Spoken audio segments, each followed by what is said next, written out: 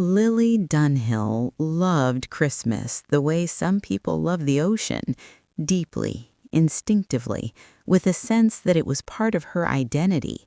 It was not just a holiday to her, it was a season that carried memory, meaning, and the promise of warmth in a world that often felt cold.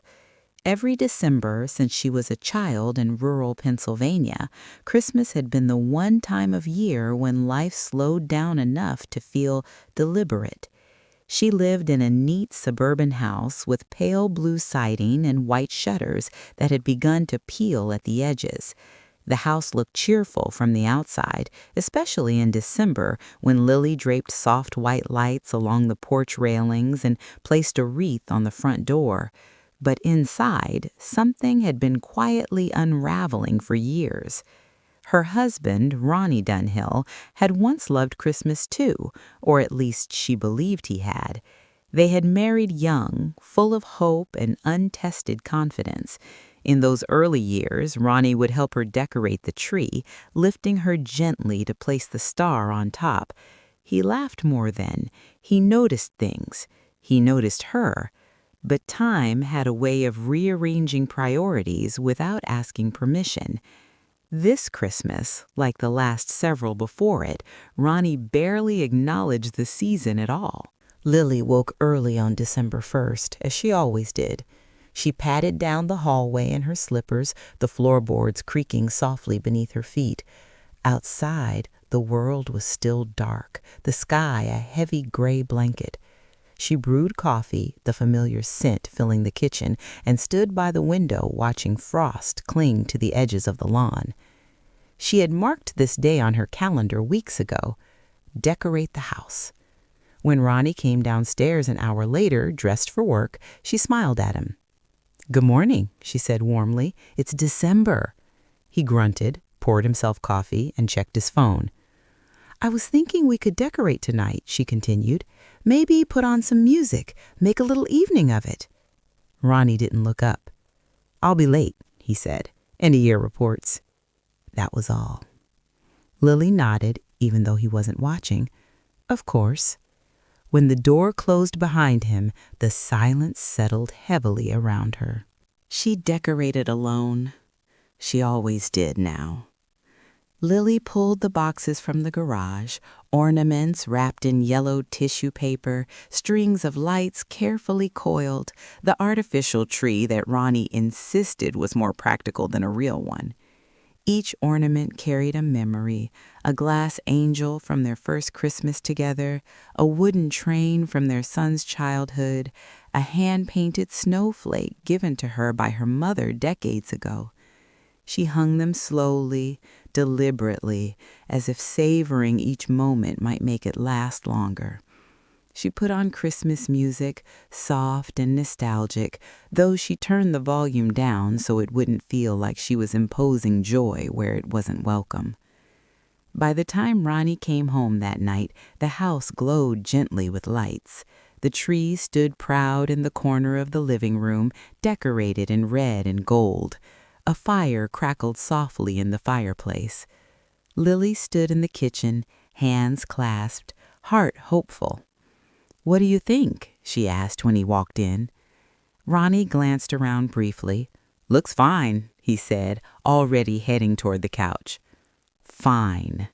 The word echoed in her chest long after he had turned on the television. As December unfolded, the pattern repeated. Lily baked cookies, gingerbread, sugar cookies with careful icing, chocolate crinkles dusted with powdered sugar. Ronnie ate them absent-mindedly without comment. She mailed Christmas cards to friends and relatives, writing thoughtful notes inside each one. Ronnie didn't sign them. She asked him, one evening, if he wanted to go see the Christmas lights downtown like they used to. "I'm tired," he said. "You go if you want." She didn't. The loneliness wasn't loud. It didn't scream or shatter things. It settled in quietly, like snow piling up unnoticed until the weight became too much. Lily found herself remembering Christmases past with an ache so sharp it surprised her. She remembered holding their infant son on her hip while Ronnie strung lights across the mantel. She remembered laughter, shared glances, the easy comfort of being seen. Their son, Daniel, lived across the country now with a family of his own. He called when he could, sent pictures of his children in holiday pajamas. Lily Dunhill treasured those moments, but they also reminded her of how much had changed. One evening, while wrapping presents alone at the dining table, she accidentally cut her finger on the tape dispenser. A small bead of blood welled up. She stared at it for a moment, then laughed softly to herself. Even pain, it seemed, went unnoticed now. Christmas Eve arrived quietly. Lily set the table with care, using the good china she rarely took out anymore. She cooked Ronnie's favorite meal, even though he hadn't asked. She lit candles, their flames flickering gently. When Ronnie came home, he looked surprised. "What's all this?" he asked. "Christmas Eve dinner," she said, trying to sound light. "I thought we could eat together. Maybe open one gift like we used to?" Ronnie sighed, loosening his tie. "Lily Dunhill, you didn't have to do all this." The words stung more than if he had been outright cruel. "I wanted to," she said quietly. They ate in near silence. Ronnie checked his phone between bites. When she mentioned a memory from years ago, he nodded vaguely, clearly not listening. After dinner, she handed him a small, neatly wrapped box. "For you," she said. He looked at it, then at her. "You didn't need to get me anything." "I wanted to," she repeated. He opened it quickly. Inside was a leather-bound notebook embossed with his initials. She had thought he might use it for work or personal notes. "Thanks," he said, setting it aside. "I'll look at it later." He didn't give her anything in return. Lily told herself it was fine. She told herself it didn't matter. But later that night, lying in bed beside him as he slept, she stared at the ceiling and felt tears slip silently into her hair. Christmas morning came cold and gray. Lily woke before dawn as she always had on Christmas Day. She went downstairs alone, made coffee, and sat by the tree. The lights reflected softly in the ornaments, creating a gentle shimmer that felt almost like breathing. She waited. Ronnie slept in. When he finally came downstairs, well past 9, she greeted him with a smile that took effort to maintain. "Merry Christmas," she said.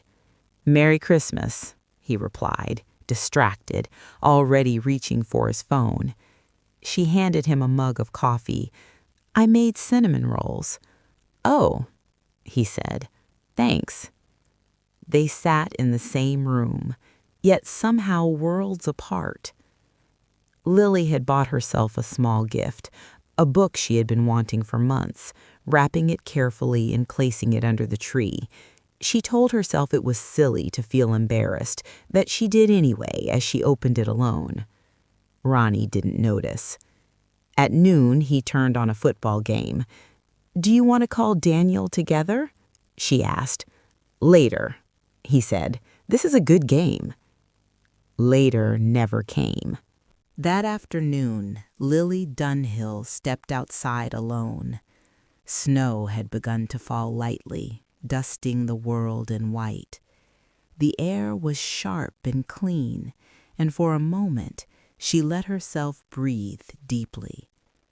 She thought about all the years she had tried to keep Christmas alive, not just the decorations or traditions, but the feeling of connection. She wondered when she had started doing it alone. She didn't hate Ronnie. That was the hardest part. He wasn't cruel or unfaithful. He was simply absent in a way that left no visible marks, only quiet wounds. When she went back inside, she found him asleep on the couch, the television murmuring to itself. Lily sat at the dining table and opened her journal. She hadn't written in years, but the words came easily now.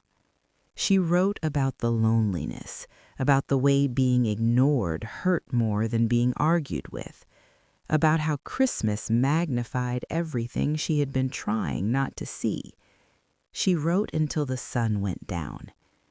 That night, as she lay in bed, Ronnie turned to her. "You okay?" he asked, almost as an afterthought. Lily looked at him in the dim light. "I'm lonely," she said simply. He was quiet for a moment. "I didn't realize." She almost laughed. "I know," she said. He didn't say anything else, but something had shifted. In the days after Christmas, the decorations remained up, but Lily Dunhill saw them differently now. They were no longer just symbols of a holiday. They were reminders of what she needed to face. She began making small changes. She joined a local book club. She volunteered at the community center. She started reclaiming pieces of herself she had quietly set aside. Ronnie noticed eventually. He asked questions. He listened more. Not enough to fix everything, but enough to acknowledge the distance between them. Lily didn't know what the future held. She only knew that she could no longer pour all her love into a space where it went unseen. That Christmas had been sad, yes, but it had also been honest. And sometimes honesty was the first step towards something new.